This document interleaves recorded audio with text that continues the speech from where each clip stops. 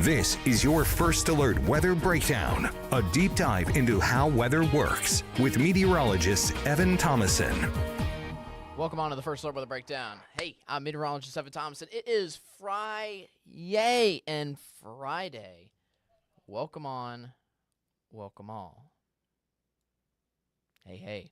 I was adjusting the mic level real quick just for a second there. But anyways, we have a big day today because we got lots of content actually packed within today alone. Let's get straight into it here on this last day of the work week, last day of the First Alert Weather Breakdown. And we have a Met Chat today. Today is a Met Chat, kind of a rare day to have this on a Friday. We originally were going to do this yesterday, but then there were still a number of storms around the ArkLaTex, and I decided to scrap that and instead talk about the flash flooding threat and the rain threat overall for the next several days. So today, I will spend a little less time, honestly, overall on the full forecast, but instead we're going to go into a Met Chat. What is a Met Chat exactly? Well, again, today we are talking about the Met Chat is talking about a spring weather recap of looking over the past kind of severe weather instances we had around the ArkLaTex here over the past couple of months. And essentially what a Met Chat is that all four meteorologists are on a recording together. Me, meteorologist CJ Cartledge, meteorologist Austin Evans, and of course the chief meteorologist Matt Jones.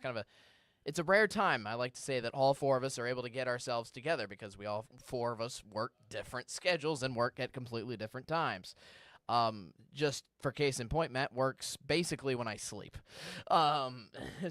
pretty much. So the point is, rare time for all of us to get together. We have a Met Chat recording that is about 20 minutes that'll be played after our quick weather forecast. So let's get straight into it because we've got a big episode and obviously don't want to waste too much of your time. All right, let's get straight into the forecast. So, beautiful day, actually, so far here today across the ArkLaTex.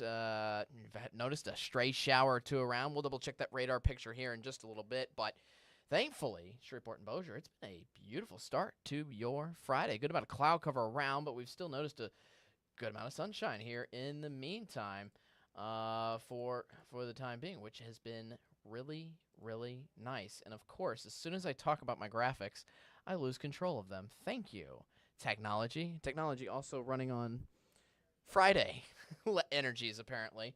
There we go. I have my graphics back. Beautiful. There's another check at another camera, Window World Camera in our Texarkana viewing area. That's looking a lot better, honestly. A lot more widespread blue skies, still spread out with a good amount of cloud cover, but still, again, a little more blue sky coverage. Overall, the further south you get, it looks like the more cloud cover you're receiving. Natchitoches and Center still getting a good amount of cloud cover near there. Meanwhile, we're reaching into the lower 80s across Texarkana and Shreveport, which is already hotter than it was at any point of the day yesterday. It's going to be a hotter day for the afternoon today, along with those spotty storms. Definitely not as many storms today as what you've seen over the past 2 days, by far.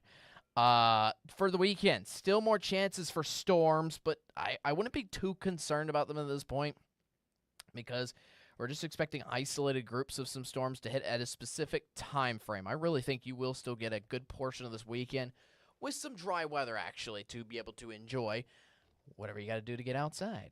Meanwhile, next week, we got more chances of some storms, albeit very small. I think sunshine and blue skies, there's going to be plenty of them to enjoy still regardless next week. On top of the little side of rain chances that we'll have, and then it is going to heat up next week. For those of you kind of wondering where that summer heat has been, it will be back. A little bit today, but especially a lot more next week. 82 again right now in Shreveport, 81 for Texarkana. Coolest spot is at 76 in DeQueen. Warmest spot appears to be a combination of Shreveport, Mansfield, and Natchitoches at 82 degrees. Here are your highs for this afternoon, all because we're getting a lot more sunshine out here for the day today. Again, highs yesterday didn't even reach 80 degrees, so a good warm-up. 89 in Texarkana this afternoon, 88 in Foreman, 88 in DeKalb, and across eastern Texas, 86 in Marshall, 86 in Carthage, 86 in Gilmer. Shreveport, 87 degrees, 85 for Natchitoches across the afternoon. Next 5 days, maybe a little warm up into Saturday, but overall our highs are pretty much stuck in the upper 80s, lower 90s here until we get a little more heat working in here, which will probably happen around the middle of next week, sometime around Tuesday or Wednesday. We're talking highs, yes, reaching into the mid-90s. Now let's talk our first alert Doppler radar. We've been seeing some stray tiny bits of rain across northwest Louisiana. It looks like the same case is occurring right now. Again, these are tiny bits. Let me stop the loop here for you. We'll go over the loop trajectory here in just a little bit, but we just have a stray shower around Goldana. I believe that's how it's pronounced. Also, a few stray showers around Jonesboro, southwest corner of Ruston. That might be getting into Ruston a little bit as well. You can see, though, how tiny these storms are on the grand scheme of things. And again, these are the only storms we have in the entire ArkLaTex at all. A couple more stray showers if you're traveling out towards Monroe, and the bulk of the rain right now is way off to the south into southern Louisiana. I've had a bunch of flash flooding issues ongoing across Lafayette this morning, where they've picked up as much as 8 inches of rain from this morning alone, which is wild. So if you've wondered where all the bulk of the rain has been, it's been off to our south, stuck there. Thankfully, not affecting us here in the ArkLaTex, but 8 inches of rain is wild for a tiny span of time. Essentially, most of this is going to stay off to the south end here for the day today, although we can expect some of this to form in our local ArkLaTex here later on this afternoon. Let's check out the future track. We're starting to develop a few more storms in the southern half of the ArkLaTex, more towards the afternoon hours. Natchitoches, Nacogdoches, watching out for storms for you guys around 3, 4 p.m.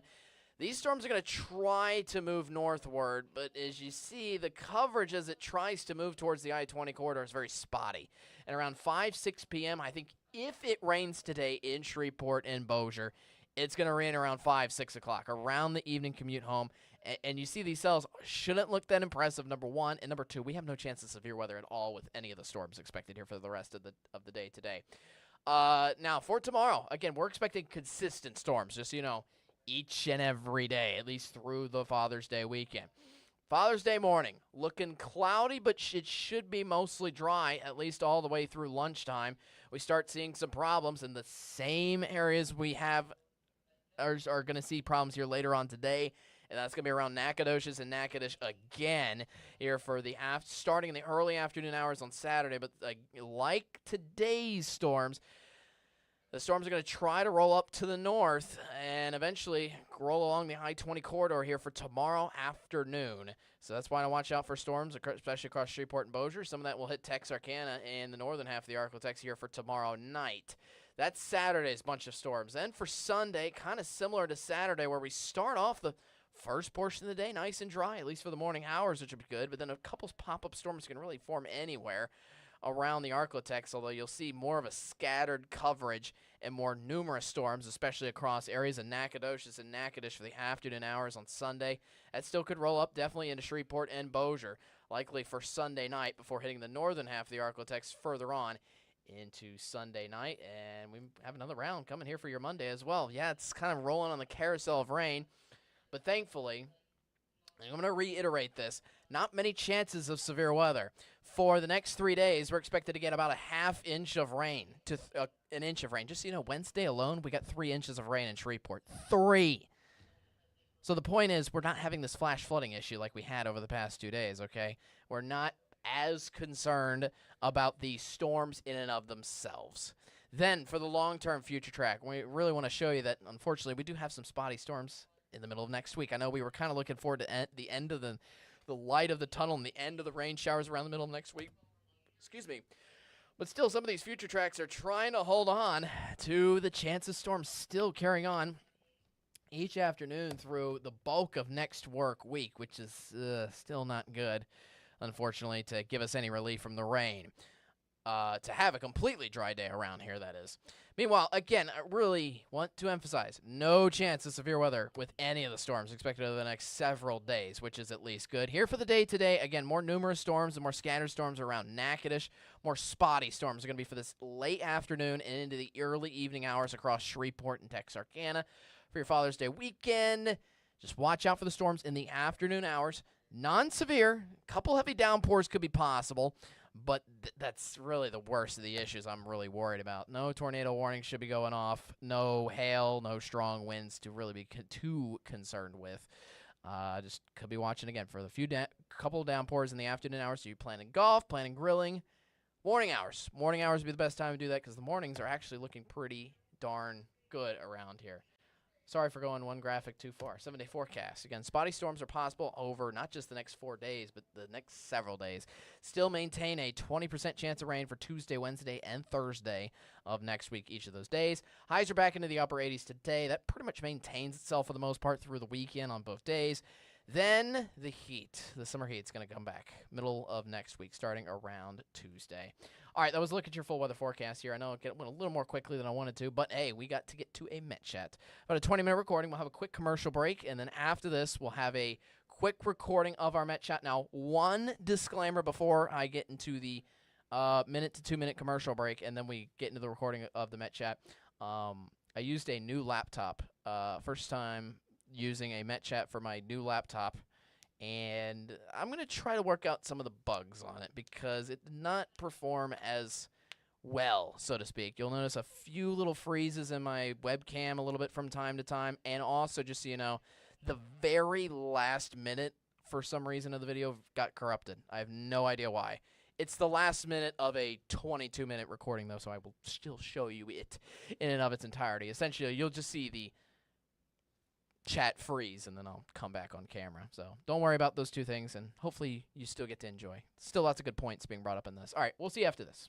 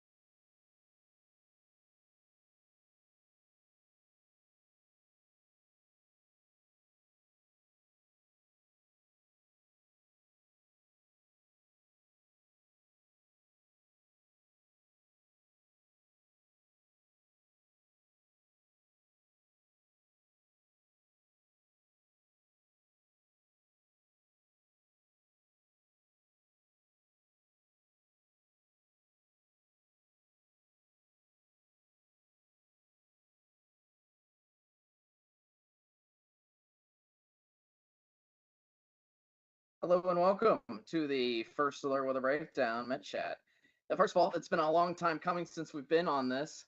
I'm First Alert Meteorologist Evan Thompson, joined by Austin Evans, Matt Jones, the Chief, and CJ Cartledge. First of all, great to see y'all back again.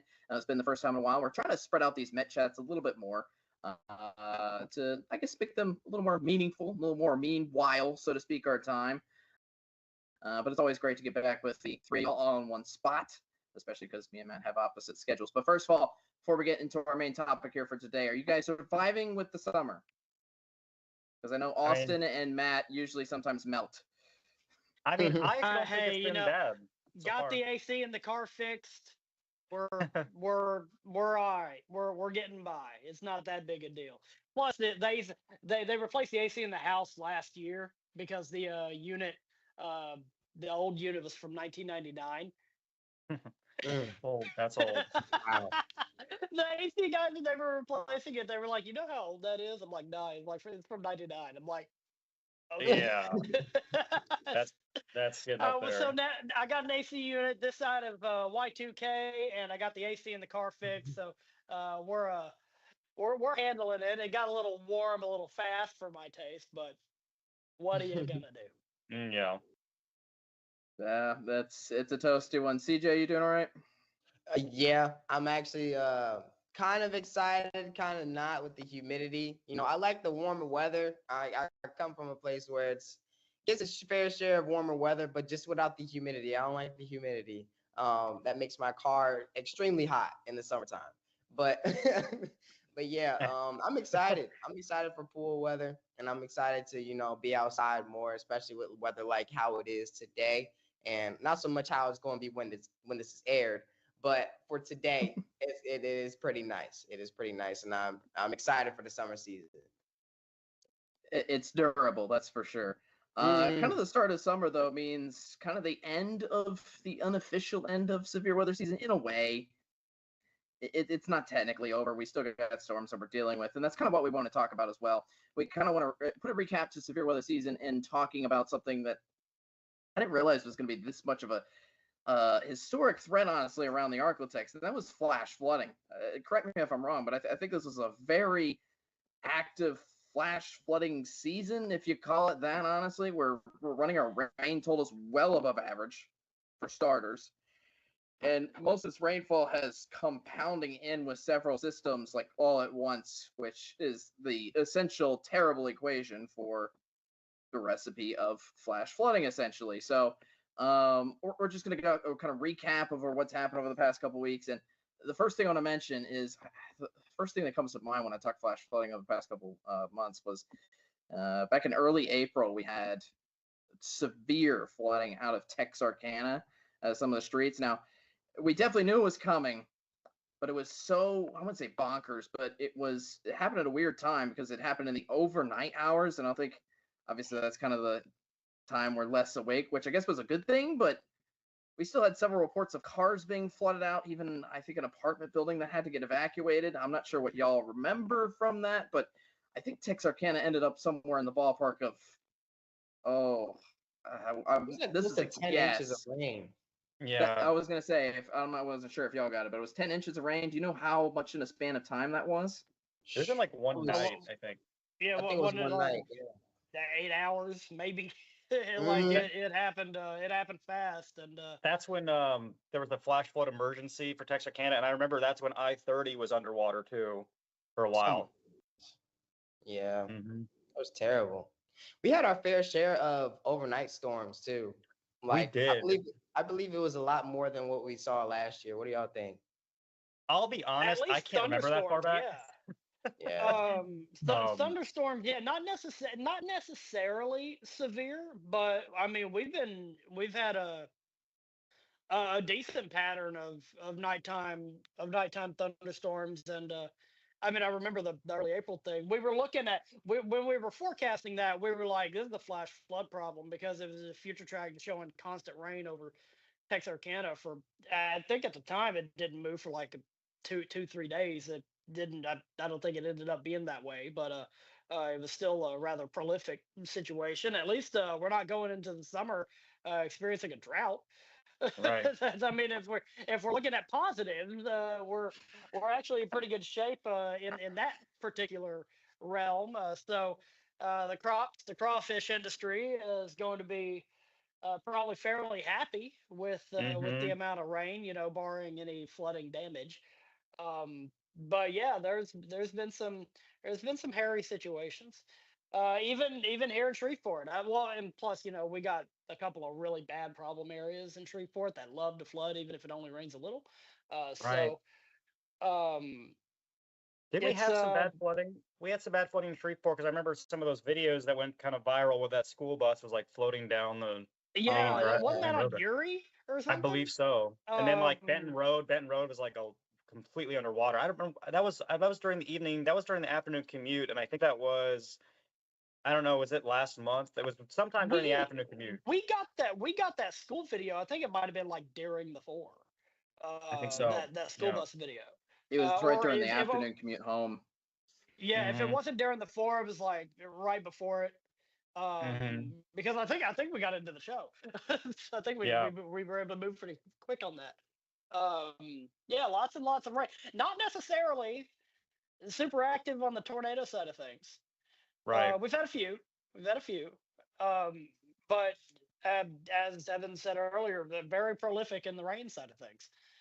Yeah. Which again And has good and bad things about it. So and really, if you look at the country as a whole, we kind of dodged a bullet here in the ArkLaTex because, I mean, many other parts of the country, from like Oklahoma through Missouri, um, Arkansas, we're talking like Kentucky, like those places have been getting absolutely hammered this season with horrible flash flooding. And like the tornado count, if you look at the tornado count as a whole for the country for the spring, it is way above average. I mean, it's been an incredibly active tornado season with major tornadoes. particularly in the expanded Tornado Alley or whatever. Right, east. We as a community, as in the weather community, I think there should be some serious consideration on abandoning that Tornado Alley term. We should have because another chat on that. because Mhm. we're getting into other topics, but like I Mhm. don't know if it works anymore. It's not an alley, it's a region. Blob. It's a huge now. area. Yeah. It's a It's Yeah. wild. Go ahead, CJ. There's actually more tornadoes that I've seen this year in like areas like Michigan and like Iowa too. I didn't know that many tornadoes could spawn up there, but it's been very warm and conditions were very ripe for those things to happen. So it was surprising for me too to see that tornado count shift east like that, and mainly southeast to areas like Alabama and Mississippi too. Yeah, it was quite wild. I remember seeing some really high severe weather risks. What was it? Minnesota, Wisconsin. Yeah. Areas typically not even known for their severe weather season at all. My wait, goodness. didn't that end up being a bust? No, Wisconsin has It some did a pretty little big bit, to be tornadoes, fair. actually. Okay. But Yeah, I was they Wisconsin. did trying to have, remember yeah. the high risk. I used to work up in that market in Wisconsin. They do get some pretty substantial severe weather, but their season typically doesn't happen until like July or it's like later in the summer up there. So Probably a bit shorter. yeah. What you're saying. But back here in the ArkLaTex, I just want to go over one more thing with that Texarkana flash flooding. I remember a post coming out from their police department on Facebook. I think that's the first time maybe not the first time I've ever seen this, but for a community, this is kind of ominous, strange. The police department of Texarkana that night literally said, "Do not go out on the roads. Don't. Just do not Damn. do it. Don't travel. This is what we're dealing with. You don't want to get caught up in this."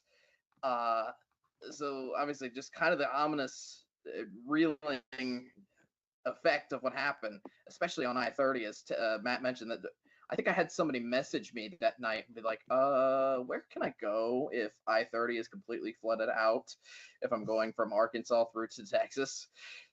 And it's a little bit of a detour route. So that was wild. Yeah. I have two other things with the flash flooding as well. I think I remember driving here around and seeing I reported a car actually flooded under one of the roadways. I think it was Kings Highway. Was underneath I-49, was really rough, and I literally saw a car stranded.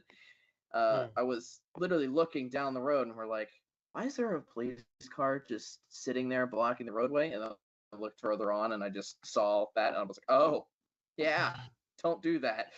Don't go there. The road I take Stoner before getting on Clyde Fent, and that day we got video of Stoner, under like 6 inches of water. But by the time the 4 ended, it was pretty much clear, and there were like 3 cars just parked on the road because they got stalled out. Mhm. Wrong place, wrong time. But that's also how quickly things can change, because by the time I was going home, I think it might have been barely raining. So it's how quickly things can change. And also we got, I don't think it's slanderous to say that, sometimes we got drainage problems. Uh, Yeah. but also once it does stop raining, that stuff does tend to drain rather quickly, just probably not in the ways that we're trying to make it, but it does go away rather quickly. Yeah, lots of rain. I just want to recap 2 more things that I kind of saw from this, and it's just all tailored to flash flooding. got a number of reports of people trying to check on the river levels. Somebody reporting that the Red River was immensely high, specifically around Shreveport, but it is still other areas of the ArkLaTex regardless as well. I think that did shut down a few boat docks and a few boat ramps around Shreveport and Bossier, which was kind of ominous. And thankfully, the closures of. I'm sorry. Keep going. Oh, I was just gonna say, thankfully, it didn't result in any massive flooding or anything like that people were worried about at all. Just some high river levels, and we were kind of assured by the National Weather Service it's been all taken control of, and thankfully that's been the case. Besides just overfilling a few boat ramps, essentially. Yeah, and the boat ramps, those types of things closing isn't all that abnormal. I think there was. I think I was reading there was an issue in 2015 where the Red River kind of actually flooded, and people were rightly a little nervous about it. I don't think the Red River was ever in significant danger of it doing anything like that, but the people were rightly a little nervous about it. So I'm not gonna that ain't a bad thing. Thankfully, yeah, the river kind of kept its cool for the most part. Barring a couple of parks getting closed or whatnot. But a park getting closed versus the river overcresting and I don't know, drowning a neighborhood. That's I'll take the parks getting closed. Yeah. Yeah. I think the last thing I'll mention is we had a brief overtop of a levee. I think somewhere in rural southwest Arkansas. I believe it was in Miller County. That prompted a flash flood warning. I never heard anything else from that though. Like I don't think it me did neither, much. which is good news. I think it happened in a rural enough spot to where it didn't affect too many homes. I think they might have had to evacuate a few rural homes, but thankfully, I didn't hear too much from it, which is good news. Yeah, I think it just closed a road or two. Yeah, and for the viewers at home, real quick, overtopping a levee doesn't necessarily mean it's broken. I mean, it was not built to maintain the water that was being inundated with. It's not a levee's breaking situation. I won't say it's fairly common, but it happens more than you think. Levees getting at least overtopped. Again, breaking, that's a different situation. It's like a dam breaking. You don't want that either. Dams can also get overtopped fairly easily, but it's a much bigger problem when things break. So and yeah, like you said, I don't think much came out of that. Maybe a couple road closures, a couple of houses getting evacuated, but as far as I know, everything's kind of been put back together. Right. I think. And as far as the tornado, well, are we going to talk more about flash flooding? All right, go ahead. I just had one more point about severe weather. Go ahead. Well, I was going to say, because, as we kind of talked about briefly, as far as the tornado count, I need to check with the National Weather Service. I don't really know what our official count is for the season, but I don't think it's, as Austin was saying, I don't feel like it's been super active for tornadoes here in the ArkLaTex. We've definitely had some. I remember there were a few early season events as well. One in particular, Austin and I were on air for a good chunk of time. And then there was that one time earlier this season where all of us were on air and I came in at like noon. We had that potential tornado. You came in before noon. That first 10, tornado, right? that first tornado warning went off at like 7:30 in the morning. And that was early in the season. I think it was back. I know for a fact we had a few early season events because I think we had. I know we had some bigger events even back in February, and then that might have been in March. I don't know, but we had some early. I think it was an early start, maybe. March 4th. March 4th, because the past 3 years, my wife has had to deal with severe weather on her birthday. Oh no.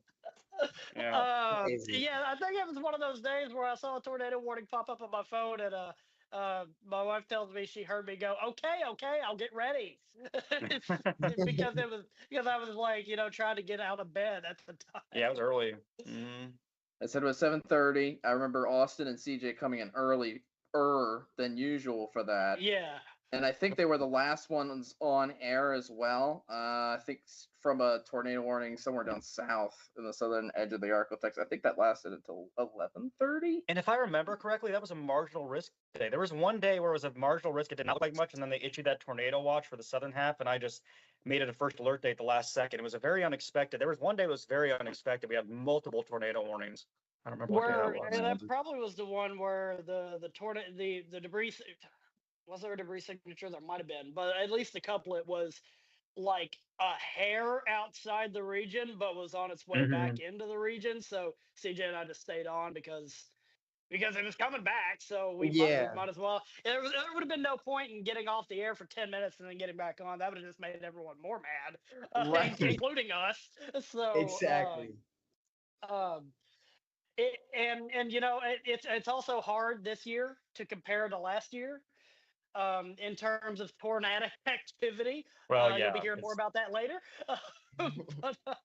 Barrel. But it's been this year severe weather season definitely painted with lots of flash flooding and lots of rain.